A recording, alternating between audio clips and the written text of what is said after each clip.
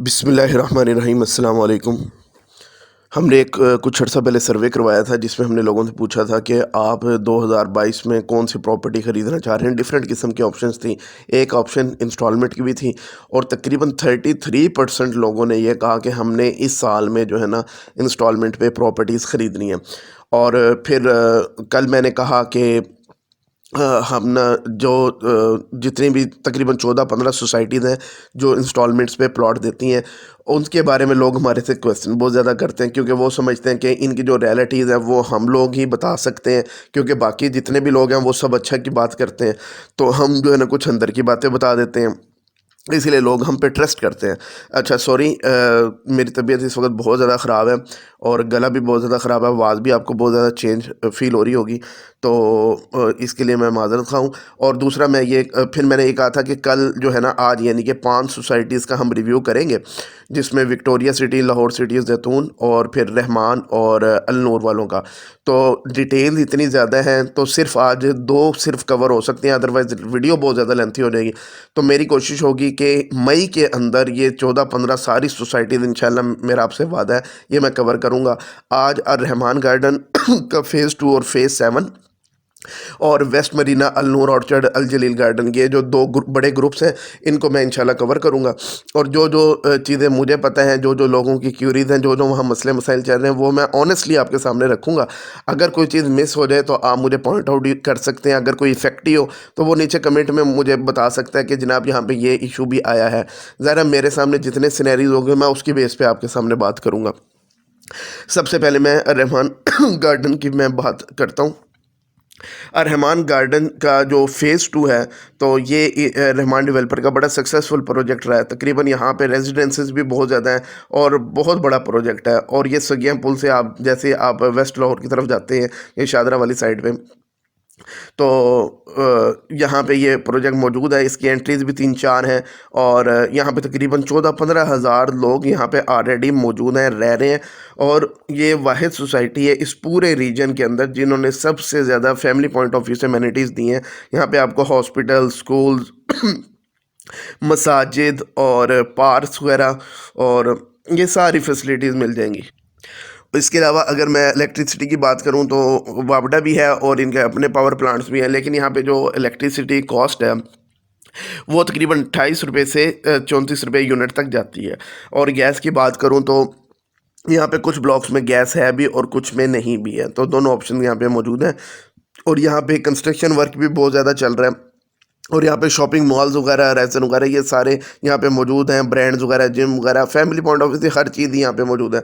Rates की अगर मैं बात करूँ तो वो तकरीबन 7 लाख से लेकर 14 लाख रुपए पर मरला यहाँ पे रेट तकरीबन चल रहा है इस वक्त। और यहाँ पे एक जो बड़ी अपडेट है, वो सगियाँ वाला जो रोड है वो नया बन रहा है और उसके बाद एक्सपेक्ट किया जा रहा है थोड़ा सा मार्केट जो है ना वो मज़ीद अपलिफ्ट हो जाएगी।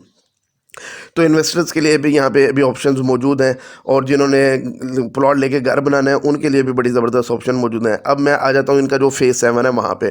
फ़ेज़ 7 की अगर मैं बात करूँ तो ये जो फैज़पुर इंटरचेंज है, यहाँ से तकरीबन 3 किलोमीटर की ड्राइव पे ये बनता है, तकरीबन 2.5 से 3 किलोमीटर तकरीबन ये बनता है। तो वहाँ पे इन्होंने ए बी सी डी ये 4 ब्लॉक लॉन्च किए थे। तो ए बी जो है इनका फिर ए की एक्सटेंशन भी इनकी आ गई, तो वहाँ पे डेवलपमेंट वर्क चल रहा है और तकरीबन बहुत जल्दी जो है ना जो रोड्स हैं उनकी कारपेटिंग स्टार्ट हो जाएगी और अंडरग्राउंड इलेक्ट्रिसिटी है उसका काम चल रहा है। अच्छा, जैसे ये रहमान का ये फ्रंट है और इसके पीछे ना एक नाला आ जाता है, नहर आप कह लें उसे, तो जो कि सरकारी नहर है, तो उसके परली साइड पे ये कहते हैं कि जी सी और डी ब्लॉक जो है उसकी जगह इनकी मौजूद है। और एक इन्होंने नया प्रोजेक्ट लॉन्च किया बेवर्ली हिल्स, वो भी कहते हैं जी यहाँ पे हमने लॉन्च करना है। अब उस साइड को एक्सेस करने के लिए जाहिर है ये गवर्नमेंट का रकबा बीच में आ रहा है, इन्होंने NOC जो है ना वो ले लिया है। ये एक ब्रिज बनेगा जो इस साइड को दूसरी साइड से कनेक्ट करेगा, वो इन्होंने ले लिया। अब ये 5 साल प्लान है जो COD का है। अब इसके अंदर जो लूप होल आया है वो मैं आपको बता, 5 साल प्लान है, इसके अंदर लूप होल ये है कि इसमें डेवलपमेंट चार्जेस नहीं हैं। अब बाज़ लोग ये कहते हैं कि हमें तो बताया ही नहीं गया था कि डेवलपमेंट चार्जेस हमने बाद में अलहदा देने हैं, या क्लियर नहीं किया गया था कि कितने देने हैं। तो मैंने ये पहले भी बात की हुई है, अभी मैं आगे भी करूँगा एक सोसाइटी के हवाले से। कि लोग समझते हैं कि कॉस्ट ऑफ लैंड ही सब कुछ है, उसके अलावा जो डेवलपमेंट चार्जेस होते हैं वो समथिंग एल्स होती है, वो भी आपको पे करने होते हैं। अब 5 साल प्लान है तो लोग अभी से ही सी और डी में परेशान होना शुरू हो गए हैं कि जनाब डेवलपमेंट शुरू नहीं हुई, अभी कैसे डेवलपमेंट शुरू हो जाएगी, अभी तो उन्होंने आपसे डेवलपमेंट चार्जेस लेने हैं और उसके बाद फिर काम करेंगे ना। तो अभी से ही, और अगर इनकी मैं डेवलपमेंट की बात करूँ तो अभी तो पहले तो बैलेटिंग होगी, तो बैलेटिंग के बाद कहीं ये डेवलपमेंट चार्जेस लेंगे और उसके बाद काम शुरू होगा। और बैलेटिंग की अगर मैं बात करूँ तो जो इनका सी ब्लॉक है, तो जो मेरी अपनी इतलात हैं वो तकरीबन दिसंबर 2023 से पहले मुझे नहीं लगता पॉसिबल है कि इनकी बैलेटिंग वगैरह होगी सी ब्लॉक की, उसके बाद कहीं डेवलपमेंट वगैरह का चांस आएगा।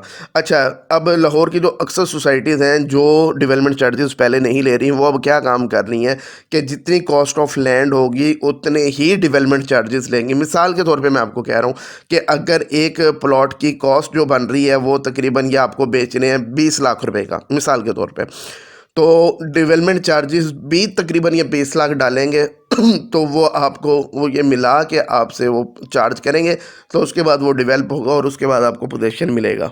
लेकिन सी और डी के अंदर लोग अभी से पैनिक होना शुरू हो गए। और सी और डी के अंदर एक और मसला ये आ रहा है कि अक्सर लोग कहते हैं कि हमारी जो फाइल्स हैं उसके ऊपर जो प्लॉट नंबर भी मेंशन नहीं है और ब्लॉक भी मेंशन नहीं है। चलें, प्लॉट नंबर तो तब मेंशन होगा जब बैलेटिंग वगैरह होगी, लेकिन जब आप फाइल किसी भी डीलर से लेते हैं तो आपको उससे पूछना चाहिए था कि जनाब हमारी फ़ाइल पे तो ब्लॉक नंबर ही नहीं लिखा, तो सोसाइटी आपको कहाँ पे एडजस्ट करेगी। तो आपके साथ तो हाथ भी हो सकता है कि ज़ाहिर फाइल पे लिखा ही नहीं है कि आप सी ब्लॉक के हो, डी ब्लॉक के हो, बी ब्लॉक के हो, कौन से ब्लॉक के हो। तो ये इशू आ सकता है। जब आपने लेना हो तो आप क्लियर करके लिया करें कि कहाँ पे आप ले रहे हो और दूसरा डेवलपमेंट चार्जेस इंक्लूड है या नहीं है, ये भी आप क्लियर किया करें। इसके बाद ही सी और डी का जो कमर्शियल की मैं बात करूं तो 3 सवा 3 लाख 3.5 लाख पे ऑन पे ये काम होता रहा है, लेकिन अब की बात करूं तो लाख सवा लाख 1.5 लाख ऑन पे ये वापस आ चुकी है बात, तो यहाँ पे ट्रेड चल रही है। बेवर्ली हिल्स जो इन्होंने इसके साथ ही आगे लॉन्च करने बड़ा प्रोजेक्ट है, 14 मरले रेजिडेंशियल है, 20 मरले रेजिडेंशियल है और 4 मरले के कमर्शियल है। तो इनका बड़ी इन्होंने कंपेन वगैरह भी इसकी की और इसको हाइप कब मिला जब इन्होंने लाइव ऑप्शन की ना, ये जिसमें कमर्शियल वगैरह पे 7 लाख तक ऑन चला गया और लोगों ने धड़ाधड़ वो थोड़े से टाइम के लिए ऑक्शन ओपन किया और 7 लाख तक ऑन चला गया, लेकिन अब वो एकदम से दोबारा ड्रॉप हो गया ऑन। अब ज़ाहिर है वो टेम्परेरी चीज़ होनी थी। अब लोग परेशान हो गए कि ये तो मार्केट गिर गई है। अब सुनने में ये आ रहा है कि ये बहुत जल्द जो है बेवर्ली हिल को ये ऑन ग्राउंड करने जा रहे हैं। अब लोग मज़ीद पैनिक हो रहे हैं जिन्होंने सी और डी में इन्वेस्टमेंट की है कि अगर ये बेवर्ली हिल को ऑन ग्राउंड कर देते हैं तो सी और डी का क्या स्टेटस होगा। तो ये अब लोग बहुत ज़्यादा पैनिक हो रहे हैं, परेशान हो रहे हैं कि कहीं हमारे साथ फ्रॉड तो नहीं हो गया। तो फ्रॉड वाली बात नहीं है, मेरा ख्याल है अभी वेट करना चाहिए। आपने इन्वेस्ट किया है, इंस्टॉलमेंट का मतलब यही होता है कि आपने अब वेट करना है। ये कोई नेट एंड कैश वाली चीज़ नहीं है। नेट कैश पे आप प्रॉफिट भी लेते हो, सारा कुछ करते हो। फाइल जहाँ पे होती है वहाँ पे आपको, आपने 5 साल के लिए, अब आपको 5 साल वेट करना है। तो ये कुछ चीज़ें हैं जो रहमान फेज़ 7 के हिसाब से और जो इनके एंटी लोग हैं वो भी ज़्यादा प्रोपगेंडा कर रहे हैं, लेकिन जिन लोगों ने पैसे यहाँ इन्वेस्ट किया है उन्होंने फ़ेज़ 2 को देख के किया है और डीलर्स ने भी ज़ाहिर है वही बताया कि फ़ेज़ 2 के अंदर इन्होंने सब कुछ डेवलप करके दिया। तो अब लोगों को पैनिक नहीं होना चाहिए, वेट करना चाहिए। तो ये कुछ सूरत हाल यहाँ पे चल रही हैं। और अगर आप यहाँ पे इन्वेस्ट करना चाह रहे हैं सी और डी में, तो आपको ये रियलिटीज़, एक तो डेवलपमेंट चार्जेस वाली पता होनी चाहिए, दूसरा कि कितना भी टाइम यहाँ पे लग सकता है वो पता होना चाहिए, और दूसरी ऑन वाली सूरत हाल अभी यहाँ पे इतनी फेवरेबल नहीं है कि आप कहें कि मैं अभी फ़ाइल लेता हूँ तो 6 महीने के बाद मुझे लाख 1.5 लाख रुपये ऑन मिल जाएगा। ऐसी सिचुएशन ये मैंने आपको कमर्शियल और दोनों का बता दिया। अब आ जाते हैं जी दूसरा प्रोजेक्ट जो अलनूर ऑर्चर्ड का है। अलनूर ऑर्चर्ड बेसिकली प्रोजेक्ट है इनका अल जलील गार्डन वालों का। पहले अल जलील गार्डन आया तो उसके बाद अलनूर ऑर्चर्ड। अलनूर ऑर्चर्ड में A block, B block, C block, D block, A B इन्होंने ऑन ग्राउंड करके पोजीशन वगैरह दे दिया। वो कोई इतनी बड़ी जगह थी भी नहीं। उसके बाद सी डी का नंबर आ जाता है तो उनमें बैलेटिंग वगैरह हो गई और अब वहाँ पे जो है डेवलपमेंट वगैरह चल रही है, लेकिन डेवलपमेंट वगैरह जो है बहुत ज़्यादा स्लो है। अब डी की भी पिछले साल तकरीबन 1 साल से ऊपर हो गया इनकी बैलेटिंग वगैरह हुई थी, और अगर आप डेवलपमेंट देखें तो ना होने के तकरीबन बराबर है। और इसके बाद इन्होंने क्या काम किया, वेस्ट मरीना निकाला, वो बेच दिया, और वेस्ट मरीना इन्होंने एग्जेक्टिव बेचा, वेस्ट मरीना कॉटेजेस बेचे, उसके बाद वेस्ट मरीना स्पोर्ट्स सिटी इन्होंने बेचा। और सबसे ज़्यादा जो लोग यहाँ पैनिक हुए हैं वो ये हुए हैं कि सीओडी की जो डेवलपमेंट है वो ना होने के बराबर है। लेकिन इसके बाद भी इन्होंने मल्टीपल प्रोजेक्ट्स भेज दिए। अब जो इनके ख़िलाफ़ जो सबसे ज़्यादा र्यूमर्स ये हैं कि शायद इनके पास वेस्ट मरीना वगैरह की ज़मीनें ही नहीं हैं।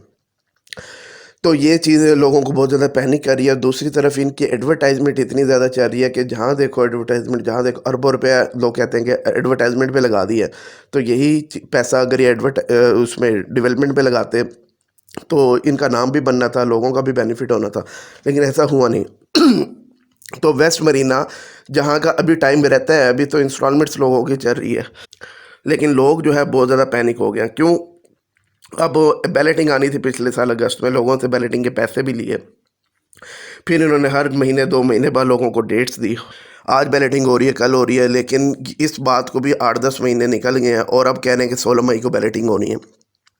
तो लोग ज़ाहिर है पैनिक हो जाते हैं। ज़ाहिर है जब देखते हैं जगह जगह फ्रॉड हो रहा है, वो समझते हैं कि शायद हमारे साथ यहाँ पे भी फ्रॉड हो रहा है। लोग क्या है, नैब में जाना शुरू हो गए। उन्होंने अलनूर ऑर्चर्ड के जो लोग थे वो भी पहुँचे हैं, और अल जलील गार्डन का जो इनका प्रोजेक्ट था उसके ऊपर मैं डिटेल वीडियो पहले बना चुका हूँ, चैनल पे आप देख सकते हैं कि वहाँ क्या कुछ हुआ था। तो वहाँ जो 5 साल जो प्लान वाले थे वो भी, और जो 2.5 साल प्लान वाले थे वो भी नैब में चले गए। और अभी भी जो मेरी इन्फॉर्मेशन है लोग जा रहे हैं। और इसके अलावा जो सी और डी वाले वो भी बेचारे लोग पैनिक हैं, वो भी जा रहे हैं। और वेस्ट मरीना वाले जो इन लोगों को देख के जा रहे हैं, जिनको लगता है कि शायद इनके पास ज़मीन नहीं है कि हमारे साथ हाथ ना हो जाए, ये लोग भी जा रहे हैं। तो मेरी आपसे रिक्वेस्ट है कि नैब में जाने के नुकसानात ही नुकसानात होते हैं। मैं पहले भी वीडियोस में, मैं किसी भी ग्रुप के फेवर में नहीं हूँ ना। मैं ये कह रहा हूँ कि इंस्टॉलमेंट्स पे पहली तो बात आपको लेने नहीं चाहिए थे। अब आपने ले लिए तो आप वेट करें, जितना टाइम आपका रहता है उसमें इनके पैसे पूरे करें तो आपको कोई चीज़ देंगे ना। तो लोग क्या करते हैं, धमकियाँ देना शुरू कर देते हैं, हम नैब में जाएंगे, ये करेंगे। ऑलरेडी जो सोसाइटीज़ के लोग नैब में जा चुके हैं, क्या उनको प्लॉट्स मिल चुके हैं? नहीं मिल चुके हैं। नैब में भी जाते हैं तो वो रिकवरी करवाएंगे 20% 30% तक तो वो अपना रखेंगे। जो बाई लॉ वो रख सकते हैं। उसके बाद जो बचेंगे, अगर रिकवरी हो गई तो आपको मिलेगा। तो आपने फिर इतना अरसा फिर ये अपना पैसा बाउंड करके डी वैल्यू ही आपने करवाया ना। तो जब सोसाइटी भी फिर जिद में आ जाएगी, वो भी आपको डेवलप करके नहीं देगी, तो ये अजीबोगरीब सूरत हाल बन जाएगी और बड़े लोग बेचारे इससे मुतासर होंगे। तो आप लोगों को चाहिए कि सोसाइटी के साथ मिल बैठ के अपने मामलात जो है सॉल्व करें। और सोसाइटी को भी चाहिए कि आपने पैसे लिए तो उनको लूप में लें। आपने अगर डीलर्स को लूप में लिए हैं, डीलर्स को आपने बड़ी बड़ी गाड़ियाँ और बड़े बड़े खाने खिलाए हुए हैं, तो इन लोगों को जिनके पैसे पे आप सब कुछ कर रहे हैं, एडवर्टाइजमेंट्स कर रहे हैं, तो इनको भी आप लूप में लें ताकि जो लोग मनफी प्रोपेगेंडा करते हैं वो लोग ना कर सकें और आपका नाम ना ख़राब हो। तो मिल बैठ के ये चीज़ें सॉल्व होनी चाहिए, अदरवाइज़ चीज़ें ख़राब होंगी। तबीयत मेरी ख़राब है, इंशाल्लाह नेक्स्ट वीडियोज़ के अंदर मैं नेक्स्ट टॉपिक्स पे बात करूँगा। Thank you very much.